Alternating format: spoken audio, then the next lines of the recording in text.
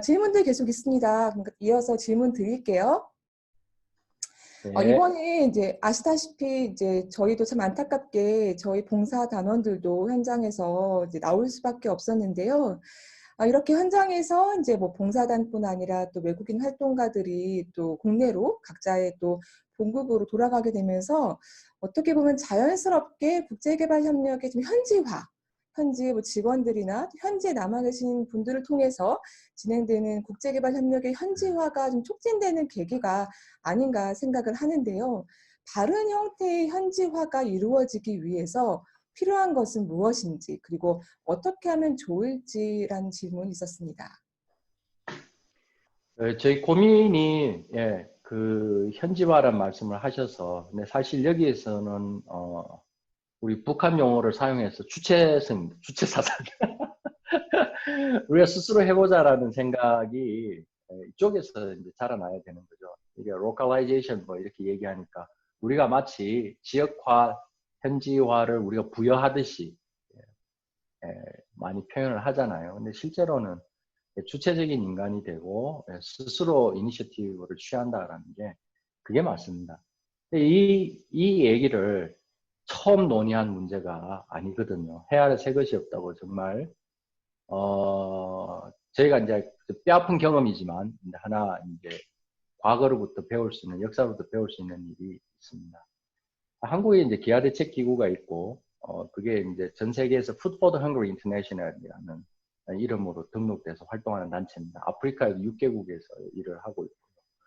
그런데 한때 어떤 일이 있었냐 하면 80년 후반에서 90년 초반 한 4, 5년간 현장의 책임자를 늘 외국인이 했거든요. 이해가시죠? 우리 그 단체들 뭐 열매 나눔 얘기 아까 잠깐 했지만 지부장이 늘 한국 사람이잖아요. 그죠? 월드 굿네이버스 우리 제일 큰 굿네이버스 지부장을 한국 사람들이 하죠. 대부분 아닌 경우 있었는지 모르겠습니다. 하는데 이유가 있어요. 여러 가지 서로 간의 의사 결정 과정 아무래도 빠르죠. 그리고 쉽게 이야기할 수 있고 여러 가지 이쪽의 상황도 잘 이해하고 저쪽의 상황 잘 이해하는 사람이 필요하는데 그런데 한편으로 저희가 이제 그 Food for the Hungry에서 추진했던 일이 뭐냐 하면 80년 후반에서부터 90년 초반까지 대거 컨트리 디렉터를 지부장을 현지 사람들로 바꿨어요. 지금 저희가 논의하는 그 고민 때문에 현지 역량 강화를 그냥 자꾸 역량 강화한다고 PCN 가르치고 사업 프로젝트 매니지먼트 가르치고 해서 될 문제가 아니니까 그렇게만 해가지고 되는 게 한계가 있다는 것을 인지하고 정말 스스로 지도력을 갖춰가고 스스로 사람을 길러내고 하는 일 자체를 전체를 다 되는 소위 말해서 버젯만 말하는 버젯 스포트라고 봐요. 요즘 표현하는 보내주는 역할을 하는 걸로 이제 축소해서 대신에 현장에서 활동하는 활동가들만 이제 그 사람들의 지휘를 받으면서 활동하는 형식으로 바뀐 적이 있어요. 저는 굉장히 의미 있었던 시도라고 생각합니다. Food for the Hungry에서 굉장히 고민 끝에 했던 한 4, 5년간의 노력이었다고 생각을 하는데 그 6개 국가에서 있었던 일들이 뭐냐면 그리고 제가 어떻게 해서 거기에 뽑혀서 가게 됐는가를 설명드리는 과정이 듣는 과정이 저도 그 지부장들이 안타깝게도 미스매니지먼트, corruption, 그 다음에 심지어는 adultery, 불륜의 문제. 그러니까 도덕성의 문제, 그 다음에 실무에 있어가지고 어떤 capacity 문제는 오히려 극복할 수 있는 문제인데 어떤 문제에 봉착했냐면 corruption, 집을 한 채 지었다. 몇 년 후에. 말이 안 되죠. 말이 안 되죠. 그런데 여기에서는 NGO는 사회적 엘리트들이 취직하는 곳이에요. 한국에서 NGO는 스스로 자원봉사 아니면 열악한 환경에서도 뜻을 갖고 이렇게 돼 있지만 이쪽에서는 제가 가르치는 학생들까지 포함해서 개발학과 학생들이 개발학과를 지원하는 이유가 마치 한국의 학생들이 죄송합니다. 상대를 지원하는 것처럼 지원한답니다. 경영, 매니지먼트, 회계 그거 전공하는 것처럼 우리가 쉽게 취직할 수 있으리라는 생각. 이게 개발학과를 들어온 학생들의 생각이에요. 그럼 NGO가 현장에서 어떻게 보이고 있는가에 대해서 제가 알 수 있는 거잖아요. 그 책임은 저희한테도 절반은 있다고 생각합니다. 그런데 어떻게 보면 바람직한 변화는 제가 말씀드리고 싶은 초점은 여기까지 오느라 시간이 많이 걸려요. 현장의 바람직한 이야기는 정말 필요를 느낀 사람이 일으키는 변화여야 된다. NGO 하나를 로컬라이제이션 한다고 해서 아까 전에 말씀드렸잖아요.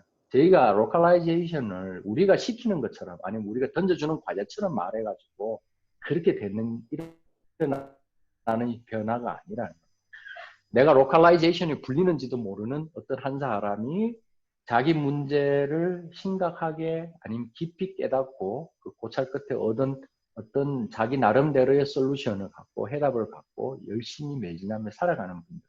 그분들을 통해서 실제로 그런 문제가 해결되는 것을 저는 봤고, 저는 몇 가지 안 되는 사례지만 그걸 봤고, 그걸 통해서 진짜 우리가 풀지 못한 문제들 풀어간다라는 것을 제가 알게 된 거거든요. 어떻게 보면 그건 저희가 하는 활동을 중단해야 될 이유가 아니라 저희가 하는 활동은 활동대로 가더라도 최소한도로 저희가 활동의 데미지를 줄여주는 차원에서 깊이 연구하고 고민하는 사이에 우리를 통해서 아니면 아니더라도 스스로가 격려받고 아니면 외부에서 와서 하는 사람들의 좋은 뜻을 이해하는 사람들이 나타나서 진정한 변화를 일으켜주는 데서 진짜 변화의 어떤 씨앗을 찾아야 되는 게 아닌가. 그 얘기입니다. 네, 진정한 현지화란 이제 뭐 외부인이 떠난다거나 어떤 과제처럼 외부에서 진행하는 것이 아니라 정말로 그 지역에서 그 현장의 문제를 고민하고 직접 그 현장의 문제를 해결하기 위한 노력들을 하는 것이 만들어내는 변화. 그리고 그것이 꼭 현지인 내지는 외부인이랑 구분되지 않더라도 함께 격려하고 서로 함께 연대하면서 만들어갈 수 있는 것이다라는 답변입니다. Thank you po.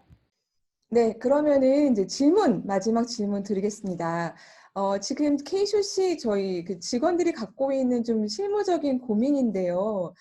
지금 봉사단원들 다 들어오고 계속 현장에서는 또 여러 가지 어떤 뭐 같이 협력하고 싶은 그런 의지들이 있고 또 수요들이 있는데 그 상국에서는 어떻게 하면은 계속 함께 할 수 있을까를 고민하다가 최근에 이제 원격으로 봉사활동이나 또 이런 개발협력 활동을 하는 것에 대한 아이디어들을 좀 이야기하고 있거든요. 현장에서 이제 바라보시는 입장이 어떠신지, 실제로 이런 것들이 진행된다면 필요가 있을지, 또 효과가 있을지, 또 현장의 의견들이 좀 궁금합니다. 방법론은 어떤 거라도 좋다고 생각을 합니다.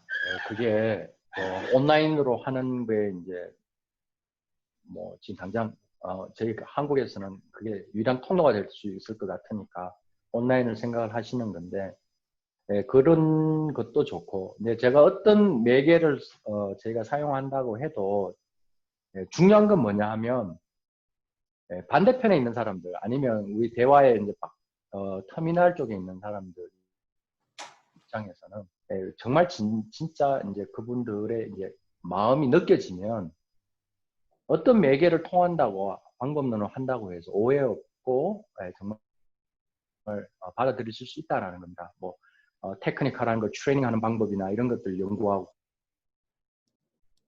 고민하시고 실제로 지금 그 KCOC 단원을 여기 활동하던 그 김민정 단원 그리고 지금 학교하고도 계속 같이 이렇게 뭘 하더라고요. 이렇게 같이 이렇게 뭔가를 연구하고 해보려고 애를 쓰더라고요. 이제 KCOC 단원이었고 이제 일시적으로 귀국해야 되는 상황이 벌어져서 갔지만 이제 그런데 반대로 생각을 하시면 저희가 현장에서 이제 그런 것들을 아니 쉽게 이제 제가 조금 더 이제 조금 이제 블런트하게 얘기하자면 아니 뭐 일 벌어지니까 뭐 후딱 가대 가가지고 이제 돌아서서 조금 숨 돌릴만 하니까 뭔 생각이 나나 봐 이런 느낌이 저희한테 오게 되면 이런 느낌으로 제가 그 일을 보게 되면 어떤 일을 하셔도 사실은 만약이 무효죠. 만약이 무효.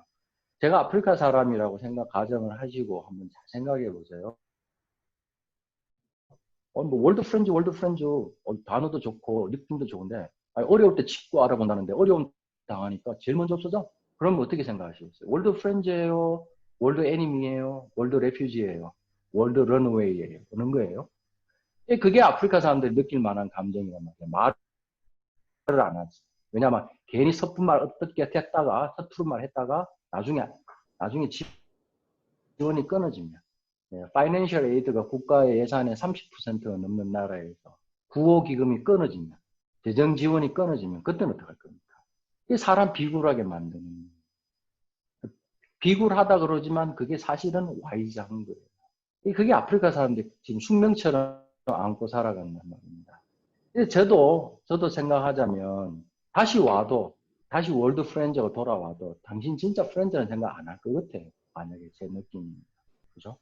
그런데 지금 우리가 하는 노력이 저분들 정부의 방침이 그래서 또는 여러 가지 뭐 인간적으로 생각하면 외국에 나가서 사람이 객지 변사라는 건 큰 불행인데 그렇게 되는 거에 대해서 부모님이 걱정하시고 이런 차원에서 이해를 하고 철수한 것들을 받아들여주고 그럼에도 불구하고 여전히 나의 관심은 당신에게 있고 당신과 여전히 같이 가려고 합니다라는 게 느껴지면 사실은 뭐 이게 줌을 사용할 수 있다 없다 제가 지금 왓츠앱으로 학생들하고 제대로 수업이 안 돼서 답답해하는 그런 거지만 학생들이 교수님이 열심히 하려고 애를 쓴다라는 것이 받아들여지면 비록 부족한 시설을 갖고 불리한 여건에서 공부하지만 그래도 교수님 감사합니다라는 생각이 들 수 있겠죠.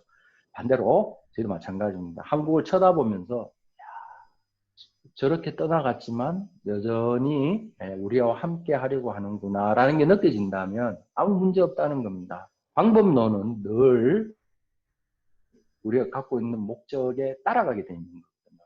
거기에는 창의적인 사람들이 필요한 건 사실입니다. 저한테는 그런 창의성이 부족하지만 한국에서 이 일을 바라보는 분들에게는 나름대로 현지의 시각을 충분히 이해하고 상황을 우리가 정보를 알게 되고 난 후에 그거는 물어봐야겠죠. 현장에 남아있는 사람, 현지에 살고 있는 사람, 아니면 현지 사람들을 통해서 상황에 대해서는 충분히 알아야겠지만 그 정보가 충분하게 저희가 컬렉트가 됐다라면 그 다음부터는 창의성을 발휘해야 되는 그쪽의 몫이거든요. 그게 되면 문제 없다는 겁니다.